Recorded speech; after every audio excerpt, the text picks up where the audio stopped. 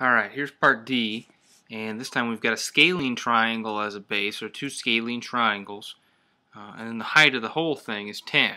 So first we need for the surface area to start with those two scalene triangles.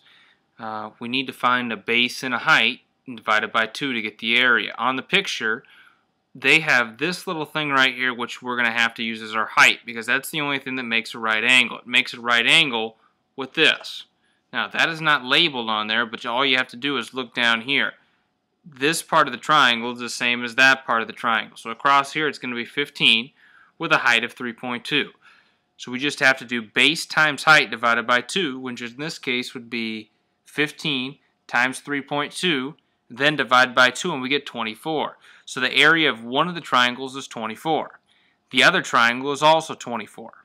Now we need to move on to the rectangles. We're not going to have any rectangles that are the same because it's a scalene triangle. All the sides of a scalene triangle are different, so we're going to have 3 different rectangle pieces here. So the first one we're going to have is that very front one that you can see. Actually, the first one I have here is the back one that you couldn't see if you were actually looking at it head on, which is going to be 15 by 10, which is 150. The 13 by 10 is the one that you can actually see just looking face forward here. This would be 13 by 10, which is going to be 130. And then the one off to the side here is going to be our smallest one, which is just 4 by 10, which is 40. Now we just need to add all those numbers up, and we get a grand total of 368 square centimeters. So 368 of those little cutouts that we made the other day can fit on the outside of this. Now we just need the volume.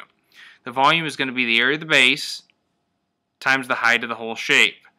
The area of the base here, it was our 15 times 3.2 divided by 2, which was 24.